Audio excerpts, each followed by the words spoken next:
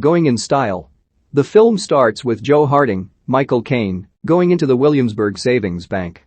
He meets with an obnoxious teller who tells him there was a rate hike in a plan that he sold Joe. Moments later, the bank is being robbed by 3 masked criminals with machine guns. The leader forces everyone to lay down like a cat. When Joe cramps up, the leader lets him relax. Joe takes out his wallet to give to the man after saying how the bank screwed him, but he declines and lets Joe keep it. Joe notices a tattoo on the man's chest resembling Genghis Khan. The crooks get away with over $1 million. Joe is at the park with his best friends Willie Sachs, Morgan Freeman, and Albert Gardner, Alan Arkin, for bingo, which their senile co-worker Milton, Christopher Lloyd, is moderating. The 3 friends work for Wechsler Steel. Their manager holds a meeting with all employees to announce that the company has been bought out and jobs are being subsidized to Vietnam. To make matters worse, everyone's pensions get cut. Everyone is outraged. After spending the rest of the day with Willie and Al, Joe goes home to find an eviction notice. This would leave him, his daughter Rachel, Maria Dizzia, and granddaughter Brooklyn, Joey King, without a home. Willie is at the doctor and is told he needs a new kidney or things won't look good for him. He is also forced to maintain a long-distance relationship with his daughter Carrie, Melanie Nichols King, and granddaughter Kanika, Ashley Ofterheed. They sent him a shirt. Al is a former jazz musician who is giving sax lessons to a boy named Ezra, Jeremy Schinder. Ezra is terrible, and both he and Al acknowledge that. However, Al is attracted to Ezra's grandmother Annie, Ann-Margret, and the feeling is mutual. The 3 friends gather at a lodge with their co-workers for Willie's birthday. His friends give him a watch with Kanika's face on it. Joe discusses a plan to rob WSP, as it is they who bought out Wechsler, and it's they who are responsible for cutting everyone's pensions. Willie and Al don't like the idea, but Joe reminds them that banks like WSB are hurting people across the country, and with the money, they can resolve their current dilemmas. By the end of the night, the 3 of them agree to go through with the plan. The guys go to a grocery store for a practice robbery to steal ingredients for chicken cordon bleu.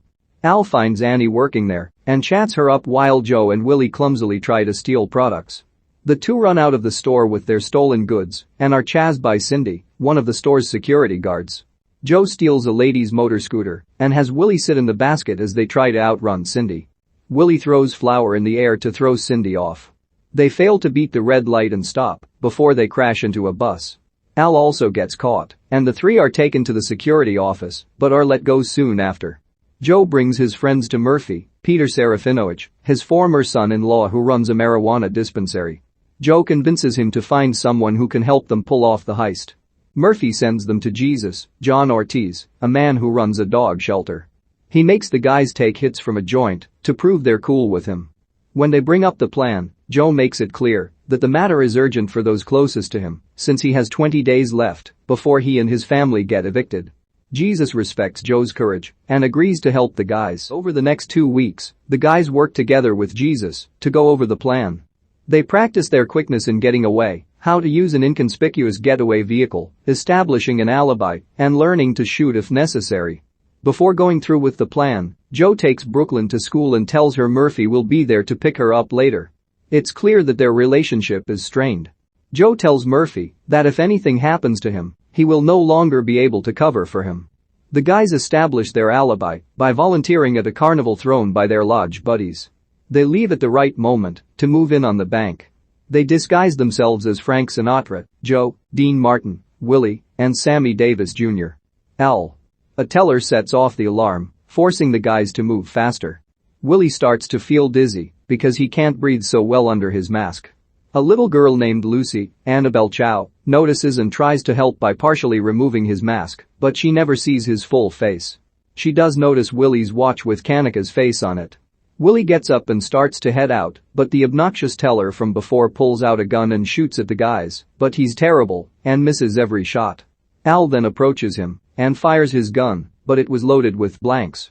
The guys get away with over $2 million before heading back to the carnival. The friends celebrate their success at a fancy restaurant. As they walk through the park, Willie collapses and is taken to the hospital. FBI agent Hammer, Matt Dillon, goes on the case to find the crooks that robbed the bank. He uses security footage from the robbery and also reviews footage from the grocery store after talking to the manager Keith, Keenan Thompson, who recognizes Al's walk in the bank footage matching his walk in the grocery store footage. The guys are all found and brought in for questioning. They are able to stick to their alibis with others backing up the stories that they were at the carnival the whole time. Hammer then has them in a lineup when the bank footage shows Willie's mask being lifted and showing part of his face. Lucy is brought in to identify the men in a lineup. She recognizes Willie from his watch. Lucy tells Hammer that the suspect is not in the lineup. As she and her mother leave, they pass Kanika and her mother. The two girls share a smile. Joe meets with Jesus in the diner. He brings Joe a puppy that he promised to give to Brooklyn if she did well in school. Jesus then repeats a statement Joe heard during the first robbery. Joe realizes Jesus was the leader of the robbers that spoke to him. The tattoo he had was just to send the police on a wild goose chase. Hammer enters the diner and steps down to pet the puppy, not seeing that some of the money is taped to the top of the puppy's cage. Al donates a kidney to Willie. The guys leave a large share of the money with their co-workers and lodge buddies. Al and Annie get married. Joe gives a moving speech at the reception. Everyone starts to dance. The three friends then stand on a footbridge and share a toast to their good fortune.